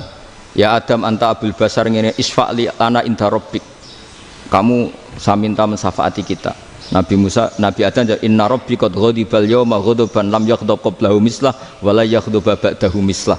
Ini Allah sedang murka besar dan tidak akan murka seperti ini lagi.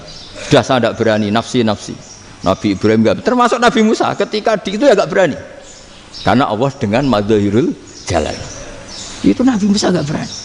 Sudah saya sendiri itu pernah salah. Yaitu saya membunuh seseorang yang enggak disuruh oleh Allah membunuh itu. Yang pas jotosi orang Kipti. Akhirnya datang ke Nabi Muhammad. Pas ke Nabi Muhammad Allah dengan madzahirul jamal. Apa dengan madzahirul jamal sampai Kanjeng Nabi ngendikan analah saya akan memintakan syafaat kalian. Terus fa ahmadu rabbi bima hamida allamaniha rabbi. Saya muji Allah dengan pujian-pujian yang orang lain tidak tahu, hanya saya yang diajari, kata Rasulullah. Nah di sini menurut banyak ulama termasuk kitab yang saya baca, kenapa Muhammad sebagian namanya Ahmadu? Itu dari af'al tafdil fa Muhammadun Ahmadu min ghairihi. Muhammad Rasulullah itu kalau muji Allah di atas cara mujinya Nabi yang lain. Jadi Ahmadu bukan dari fi'il mudhari' lil mutakallim tapi dari af'al apa? Tafdil. Fa Muhammadun Ahmadu min ghairihi. Bahwa Kanjeng Nabi Muhammad sallallahu alaihi wasallam itu cara mujinya Allah di atas pujian para nabi.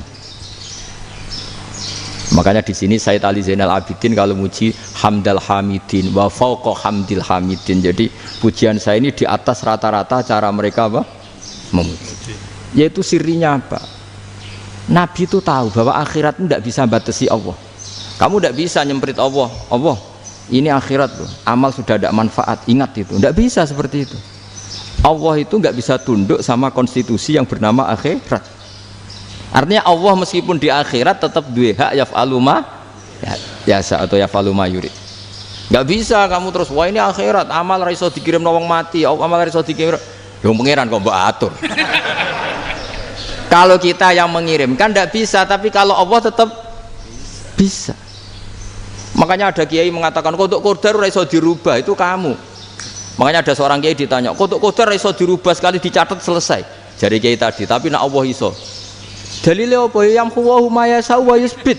Nak Allah ya iso, sing ra iso kan kita. Nah, Nabi itu tahu betul meskipun akhirat itu Allah masih bisa dinego saking baiknya. Akhirnya Nabi sujud, masyhur itu terus ya Muhammad irfa' ra'sak wasal tuqa wasatu safa. Semat sirahmu angkat. Kowe apa tak turuti. Terus semenjak itu Nabi minta apa? Syafa'. Artinya apa? Ketika Nabi lain berpikir bahwa akhirat ini membatasi amal karena sudah Nabi tahu betul kalau Allah tetap Allah yang enggak terbatas kekuasaannya, enggak terbatas rahmatnya juga saat di akhir.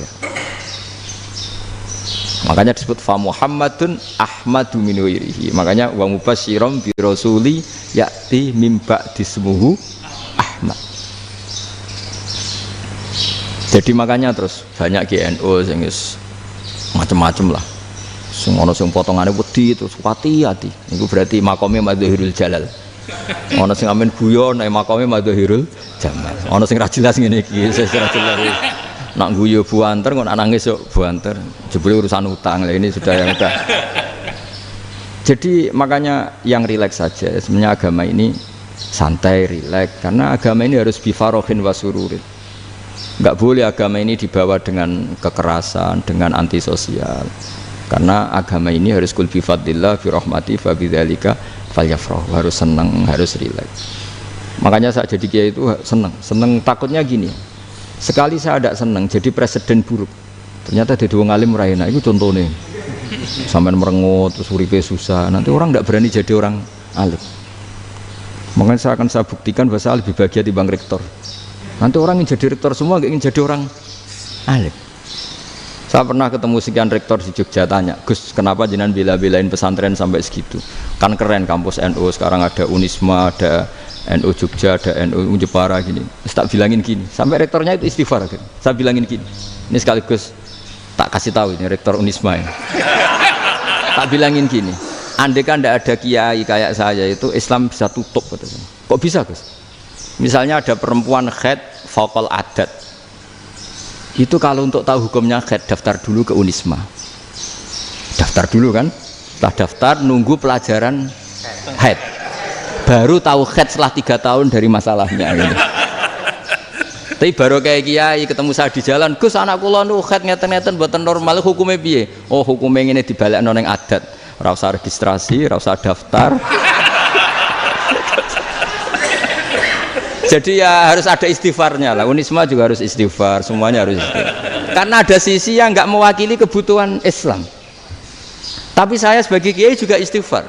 Karena fakta hukum mengatakan yang boleh jadi KUA yang jabat, yang boleh kemenak yang punya gelar. Dan ini yang mengawal Islam secara undang-undang karena mereka yang bikin. Nah karena kiai tidak punya gelar tidak bisa jabat di situ. Saya juga istighfar. Jadi tidak sampai entok yang istighfar. Karena yang kebutuhan ini terwakili yang punya gelar. Tapi yang punya gelar juga harus istighfar tadi. Mosok kepen roh hukum haid ngenteni kuliah se. Itu aja nanti nunggu guru yang pas mata pelajaran itu. Terus kapan dekne salate wong jawabannya belum ketemu. Tapi baru kayak saya kan ketemu di jalan tanya. Gus saya sering ketemu. Gus saya ini bapak angkat. Mau nikahkan putri saya, itu gimana itu kalau cerita wali sebenarnya anak saya sok, kalau nggak cerita nggak sah karena saya bapak angkat. Itu banyak. Hanya tak akali ya sudah wali yang sebenarnya taukil pada hakim tanpa diketahui, tapi hakikatnya itu taukil hakim. Itu kan tidak gampang. Dan tapi kalau tanyanya di kampus, registrasi dulu, daftar dulu, baru tahun berapa ada pelajaran itu. Semester 5 baru tanya. Iya kan? Semester 5 ya? Iya. Oh, itu kan. Jadi jangan kira terus sistem Unisma itu yang terbaik di dunia, enggak juga kan? Enggak juga. Dan sistem-sistem yang lain maksudnya ada aja. Tapi sistem kiai lho, Mbah Mun juga sering pesen saya, kowe kudu seneng pegawai negeri. Piye-piye sing jaga agama pegawai negeri. Kemarin pas acara 7 harinya Gus Robah sama matur itu di depan para kiai. Setelah saya jadi kiai ya itu nyata. Islam di Papua, di NTT yang bawa siapa? Dokter negeri. Ya kan? KUA negeri. Barokahnya mereka negeri dijamin negara kan? Barokahnya muslim berkebutuhan Islam. Akhirnya bikin musola di situ, bikin masjid. Bahkan di Korea Utara itu ada masjid bawaan duta besar. Karena banyak duta besar muslim berkebutuhan masjid. Yang bisa gini itu yang negeri apa yang swasta? Negeri lah. Di sini kiai tidak mewakili semua kebutuhan apa? Islam. Tapi kampus juga enggak, kampus Islam sekalipun tidak memenuhi semua kebutuhan Islam tadi. Masa orang tanya kan nunggu semester berapa tadi? Semester 5 masih daftar dulu. Nunggu pelajaran itu.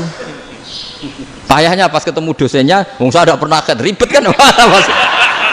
Dosennya cowok gitu. Jadi sudahlah, makanya ini. Iya, makanya ini kan bentuk kearifan lah. Jenengan ngakui fungsi kiai kayak saya itu bentuk kearifan. Saya juga ngakui jenengan ini butuh kearifan. Saya sering didolani KUA itu. Itu rata-rata ya didikan kiai. Kompilasi hukum Islam itu banyak ya, janda cantik. Contohnya harus cantik, kalau jelek nggak mungkin terjadi kan. Ada janda cantik kebetulan suka kawin tapi takut zina. Saya ulang lagi, suka kawin tapi takut. Itu seringnya gitu Pak Rektor. Jadi dia kawin bosen, bilang ke KUA, Pak saya sekarang mau nikah sama ini. Loh, tapi kamu mau punya suami. Ya tapi kan nggak tercatat Pak. Itu KUA-nya rata-rata itu nggak berani. Meskipun nggak tercatat, karena secara fikih meskipun nggak tercatat tetap dia seorang perempuan yang bersuami, maka nggak boleh nikah sama orang lain. Jadi coba kalau nyun sewu KUA hanya ngikuti hukum formal, yang penting di catatannya nggak punya suami, ya dinikahkan saja kan. Tapi mereka enggak, karena didikan kiai nggak berani. Artinya gini, kalau hanya pro hukum catatan sipil, maka ini dinikahkan bisa karena nggak tercatat. Tapi secara hukum santri nggak bisa dong menikahkan perempuan sing dzati zaujin yang punya suami. Nah ini barokahnya kerjasama yang baik. Jadi di masyarakat itu tertanam didikan kiai, nggak boleh nikahkan perempuan yang bersuami. Tapi di KUA ngikuti hukum formal. Dan di Indonesia itu KUA itu rata-rata konsultasinya ya sama kiai. Sehingga ya nggak berani akhirnya, meskipun aku udah mlebu rokok mbak, gak iso. Dan itu banyak. Seorang lagi ya, makanya ini kan pesantren itu nggak boleh mati. Orang kiai-kiai kayak saya nggak jelas-jelas itu harus lebih jelas lagi. Karena ini yang on time, yang online, yang siapa saja bisa tanya. Saya itu SMS saya itu nggak punya HP WA. HP jadul itu SMS-nya tiap hari tak berapa. Orang yang tanya dari Kalimantan, dari Aceh. Gus di kampung saya ada masjid 2 itu yang sama. Nah, ada yang dari orang perkotaan, Gus di perumahan baru ada masjid, yang Jumatan baru orang 12, sah enggak? Ya langsung saya jawab, sah. Dalilnya ini. Ya sudah. Nah, tapi kata Imam Syafi'i gini harus orang 40, itu madzhab Syafi'i, dalam madzhab yang lain gini-gini. Itu kalau tanya rektor itu kan ribet. Masuk ajudan dulu, asisten dulu, panjang.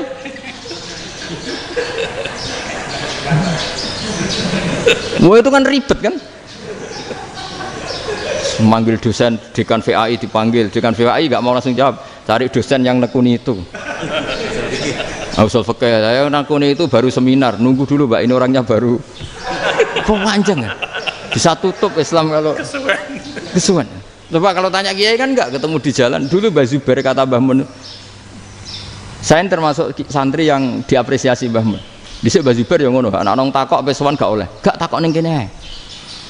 Jangan biasa ditanya orang ngadeg-adegan. Ya alhamdulillah ilmunya cukup, kalau gak cukup ya kok sik. Jadi sebetulnya orang sopan itu ya agak-agak ada yang ditutupi sebetulnya.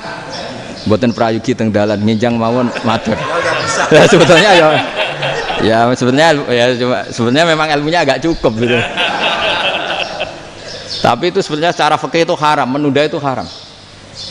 Yo haram tuh, coba bayangkan ya, kalau tanyanya sekarang, Gus saya ini sudah keluar darah 1 bulan penuh, padahal normalnya hanya 6 hari. Saya nanti sholat enggak? Kalau nginjang mawon dugi kula, berarti kan hari ini belum ada keputusan. Sholat apa enggak kan? Tapi karena modus tadi, boten prayogi nggih ngendikan ngoten teng dalan nginjang tengen kula. Itu kemungkinannya 2, sopan atau goblok itu saja. Kayaknya kalau sopan enggak lah.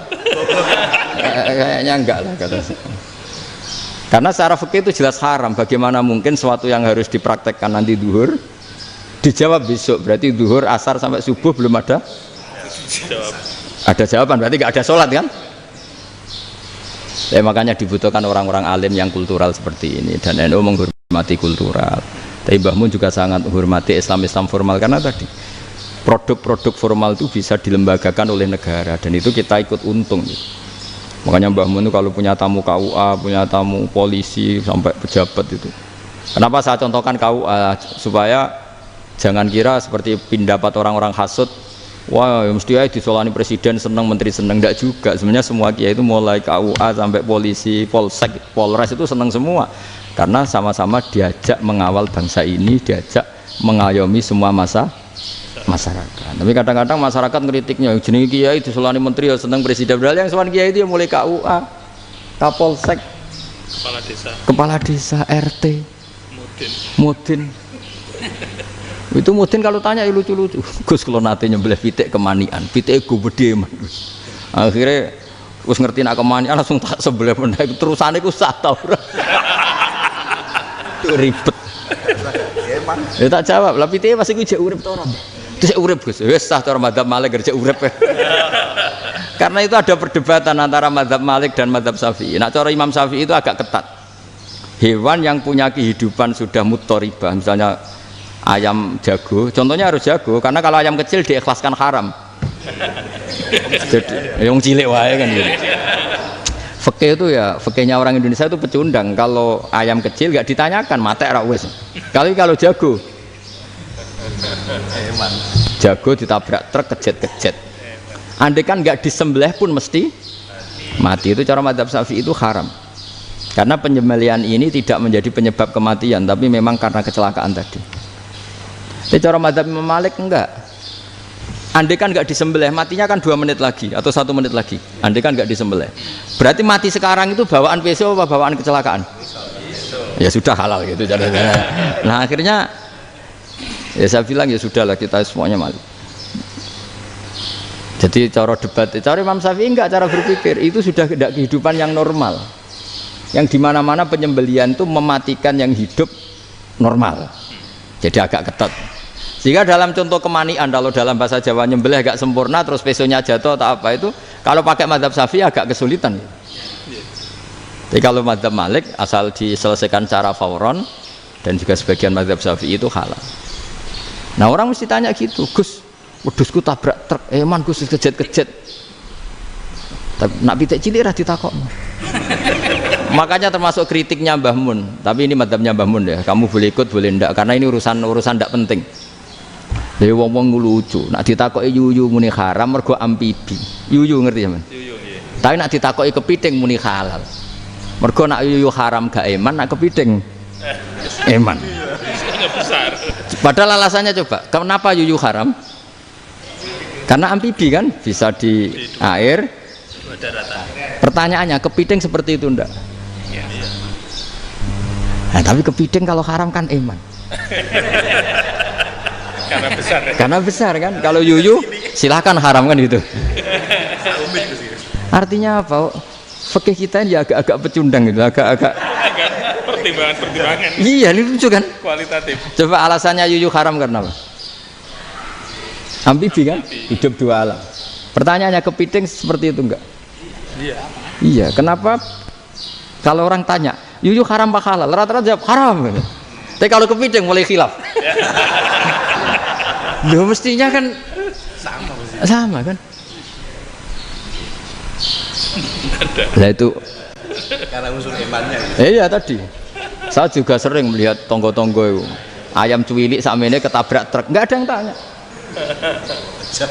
Tapi saya pernah jalan-jalan di Naruan sini. Ono jago ketabrak, sing duwe langsung marani kula. Pas saya naik motor, Gus ini halal apa haram? Nak langsung kula sebelah halal apa haram? Gus kanggo kowe halal, kanggo halal. Karena saya tahu tak jawab haram mesti kecewa itu. Aduh, kiai ini beratnya kan. Ya akhirnya ya saya setelah itu Fatihah Imam Syafi'i ngapunten nih umat kula tuh rahasia madzhab jenengan tuh tidak siap. Untuk mazhab ini tidak sama. Iya kan akhirnya pakai madzhabnya Imam Malik tadi. Ya tak Fatihah Imam Syafi'i ini mboten niat nglawan jenengan. Tapi ngobati tiang eman. Mergo pitike besar itu. Jadi ini kan ceritanya itu makanya yang rileks saja lah bahwa Islam ini yang rileks, yang menyenangkan karena ya agama ini harus menyenangkan. Raditu billahi robba, raditu itu senang banget, ridho itu puas. Nggak boleh beragama pertuntungan terus emosinan, ya marem atau raditu itu marem jadi yang nyaman. Ya saya kira demikian. Assalamualaikum warahmatullahi wabarakatuh. Pelajari loh Pak. Ya, bagus. Pon alhamdulillah. Satu aja yang di sini benar. Oh, satu aja. Syarat. Nggih, damel syarat. Jadi mungkin ada satu pertanyaan aja. Satu saja. Bukan keluhan.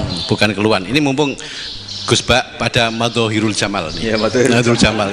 Sebentar lagi sudah jalal. Sebentar lagi sudah Madhohirul Jalal. Jadi gak kena ditakoni. Monggo setunggal mawon. Mikir. Ya bagus. Ini gini, ambil. Nggih. Ampun dawa-dawa terus ya Gus. Ya jangan lagi. Assalamualaikum warahmatullahi wabarakatuh. Saya Fadil, alumni Unisma yang kuliahnya paling lama. Masih di jalanan. Gus, pertama saya muhibin jenengan ngikuti 3 tahun terakhir kayaknya.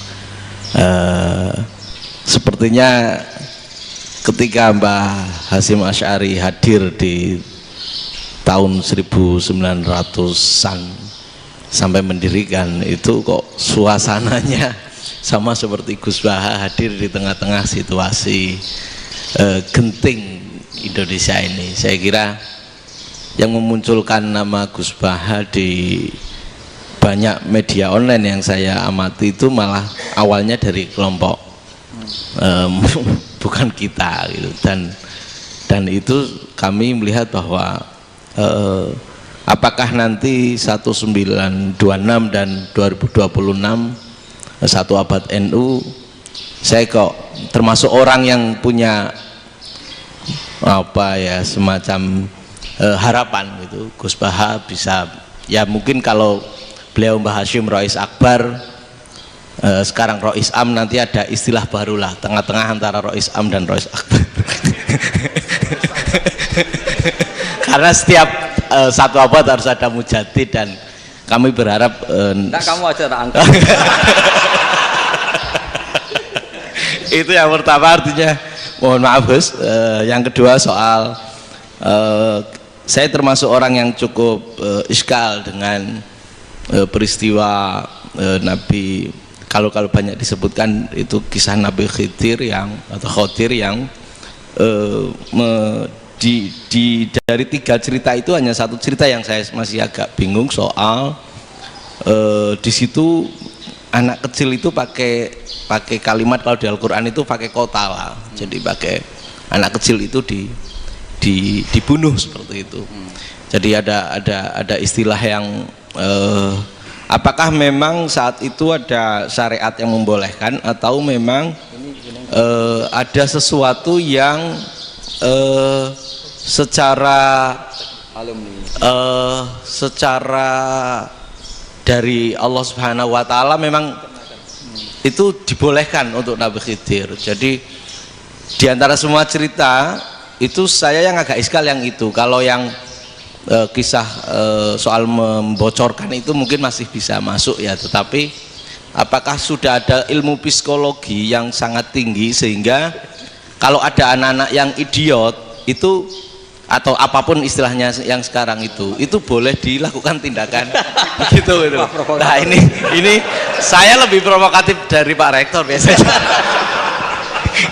Artinya mohon maaf karena pemahaman saya ada dua pendekatan ilmu yang masuk, satu seperti Nabi Musa, yang satunya seperti Nabi Khidir. Mudah-mudahan ada sedikit penjelasan.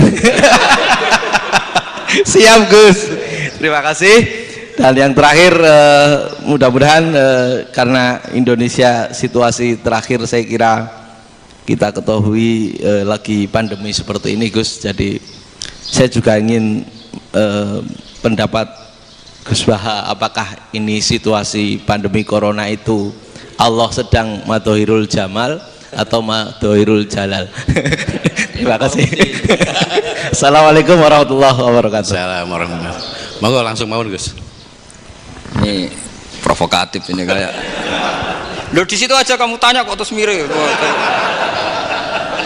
Siapa Fadil ya? Fadil. Dari peternakan ya? Peternakan. Tapi mau ngomong tafsir itu. Mulai kacau peternakan ngomong tafsir ini mulai kan. Iki nyai kula peternakan. Nah, ini ada yang hafal Quran ngaco, paling enggak setengah hafal. Enggak yang dari Unisma. Enggak begini, ayat itu kan ditutup wama fa'altuhu an amri, ya saya maknani wama fa'altu lan orang nglakoni ingsun hu ing kabeh sing kasebut an amri mergo kepinginanku ingsun. Jadi saya melakukan itu semua bukan karep saya sendiri. Jadi Khadir sendiri itu kamu untung tidak nekuni tafsir. Kalau nekuni tafsir yang kamu soal bukan Nabi Khidir, karena Nabi Khidir itu hanya satu orang. Yang kamu soal harusnya Israel. Itu tidak rektor, tidak kiai besar, tidak siapa saja dihabisin itu. Kenapa Israel tidak kamu tegur? Gimana hukumnya qatlul mukmin? Kenapa Israel tidak kamu masukkan ayat wa may yaqtul mu'minam muta'ammidan fajazauhu jahannamu khalidan fiha? Ingat ya Israel. Iya kan? Nah, Israel melakukan pembunuhan itu, kadang yang dipateni nyuwun sewu ya orang soleh betul. Tapi wae kabundut ya. Itu Israel juga tidak atas pilihannya, tapi karena perintah. Nah, Khadir itu bukan nabi syariat, kira-kira mirip kayak Israel, karena beliau bukan nabi syariat. Jadi ini agak aneh, kan orang nekuni tafsir kayak saya sampai berjilid-jilid kitab. Saya kemarin mata saya agak sakit karena saya nangis itu sudah 2 hari. Bukan mikir sampean, tapi mikir ilmu ini harus ada yang mempertahankan. Karena apa ya, nekuni ilmu itu kan ribet. Kalau yang nekuni ilmu terus dosen terus rektor itu ya agak ada fasilitasnya. Kalau nekuni ilmu kiai itu naruh keramat kan taqabbalallahu minna minkum taqabbal ya karim. Iya, tapi saya alhamdulillah keramat, jadi ya tetap hidup itu terus. Saya ulang lagi ya. Harusnya Mas Fadil itu kalau nekuni itu yang disoal tuh Nabi Khidir. Nabi siapa? Apa malaikat siapa? Israel. Karena itu korbannya lebih banyak. Pertanyaannya, Israel kena enggak oleh aturan ayat wa may yaqtul mu'minam muta'ammidan fajazaahu? Kan enggak. Karena semua itu wa ma fa'altuhu an amri. Saya lakukan ini. Mungkin ngaji kamu enggak khatam sih, mau delok fakotalah itu. Itu Nabi Khidir pasti tersinggung, enggak baca belakangnya itu. Ya karena jurusan peternakan itu. Atau salah gurunya yang ngajar. Ya. Daripada nyalakan satu orang mendingan 2 ya. Jadi kalau ngaji itu khatam, sehingga ngerti ayat itu kan ditutup wa ma fa'altuhu an amri. Nah, menurut Ibnu Hajar Al-Asqalani yang nyarai Bukhari, dan ketika itu cerita tafsir ayat itu, wa hadza dalilun ala anna Musa afdhali minal Khadir. Justru ayat-ayat itu menunjukkan Musa itu lebih utama ketimbang Nabi Khidir, karena Nabi Khidir monoton melakukan apa saja yang diperintahkan Allah, sementara Musa tetap dengan gugatan syariatnya. Beliau gak terima ada orang main membunuh. Aqtal tanafsan zakiyatan bi ghairi nafs laqad ji'ta syai'an nukra. Nah, sur'atu Musa ila nahyil munkar itu menunjukkan beliau Nabi ulil azmi. Jadi Nabi Musa langsung sikap, wah ini tidak benar kamu, padahal sudah ada perjanjian, kamu tidak boleh bantah. Tapi Nabi Musa lebih ngeboti syariat, lebih memihak syariat, nahi mungkar itu wajib.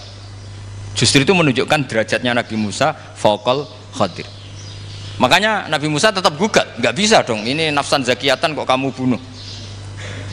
Maka itu jadi ilmu. Nabi Khidir pada akhirnya nyuwun sewu ya tidak bisa jawab. Makanya beliau menutup wa ma fa'altuhu an amri. Sebenarnya saya sendiri itu ya tidak punya alasan. Jadi kalau Israel kamu tanya, ini gimana ini? Wong melarat mulai cilik, meh sugih mbok pateni. Mbok yo baro ben sempat sugih gitu. Ini kuliah paling lama, urung sempat urip penak. Nah itu kan boyo mateni wong kira-kira lah, nak wis sempat mapaan sempat. Lu andai kan Israel pakai aturan syariat kan mateni orang kan jadi kira-kira lah. Jadi itu tidak ada hubungannya tadi dengan ilmu yang kamu katakan urusan psikologi, anak itu tetap semuanya haram dibunuh, nggak boleh. Ya jadi tetap. Makanya ini pentingnya ngaji khatam itu tadi. Jadi pada akhirnya Nabi Khidir itu ada punya alasan, hanya ngendikan wa ma fa'altuhu an amri. Pada akhirnya yang paling pokok yaitu semua ini saya lakukan saya sendiri itu tidak tahu karena perintah. Jadi untung kamu gak nyual Nabi Israel. Kalau nyual diinjem ribet kan. Ini orang tadi pas seminar Gus Bak ngeritik saya. Wah. Jadi itu pinter kamu, yang kamu soal Nabi Khidir ya, jadi enggak itu ya kalau nyoal Israel resiko tinggi itu, resiko tinggi. Tapi yang jelas gitu ya, makanya tradisi pesantren seperti ini harus terus karena yang punya tradisi khatam. Saya tuh kalau ngaji kitab udah khatam tuh tersiksa karena tadi kadang-kadang yang depan-depan tuh enggak jawabannya di belakang kan tadi wa ma fa'altuhu an amri. Dari kata wilu malam tasti alaihi sobro. Jadi ya sudah kira-kira seperti itu. Wajar kamu tidak sabar, wajar kamu tidak itu. Memang saya sendiri sebenarnya nggak paham itu. Jadi ya, cara bahasa Jawa deh. Wajar saya kira paham. Wajar aku deweku ya ora paham. Aku ya mau ngelakoni gitu. Jadi sebetulnya sama-sama ada itu kan. Ini jenis wa ma fa'altuhu an amri. Dah ya. Ya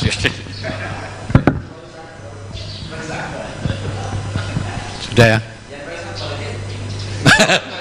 Nggak perlu dijawab katanya beliau. Baik Bapak Ibu semuanya yang saya hormati, dan saya tidak harus menyimpulkan karena kalau menyimpulkan malah itu mendukuri ulama kan itu nggak tawadhu lagi malah itu khawatir kualat kalau. Baiklah mungkin hanya kita tutup dengan berdoa yang dipimpin oleh Gus Bah. Nggih betul napa-napa, dan setelah itu nanti kita foto bersama nonton. Al-Fatihah.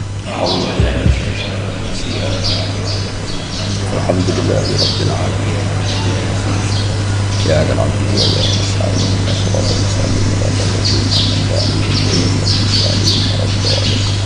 Nahmaduka ya ghafur ya syakur wa salli wa sallim ala sayyidina Muhammad wa ala alihi wasallam ajma'in. Allahumma ij'alna mutawaddina fika mutahabina fika mutabadilina fika mutanasirina. Waj'alna ya Allah mimma yaj'aluka samadana wa maqsudana. Fardo anna ya Allah lakal hamdu ya radita lakal hamdu fa'ta ridha lakal hamdu hatta tarda la nufsi thanana alaika anta kama atita ala nafsi. Allahumma ya ilahana bi jail basir Muhammad sallallahu alaihi wasallam ij'alna ya wa min khiyari ummati ij'alna mimman yuqimu hadzal din wa mimman yakhtumuhu wa yansuruhu. Waj'al ya Allah himmatana fi hadithar ila kalimatika al-ulya bi anmika fatimika as-salamah wal afiyah fid dunya wal akhirah. Rabbana atina fid dunya hasanah wa fil akhirati hasanah wa qina adzabannar. Sallallahu alaihi Muhammad sallallahu alaihi wasallam. Subhana rabbika rabbil izzati amma yasifun wa salamun alal mursalin walhamdulillahi rabbil alamin.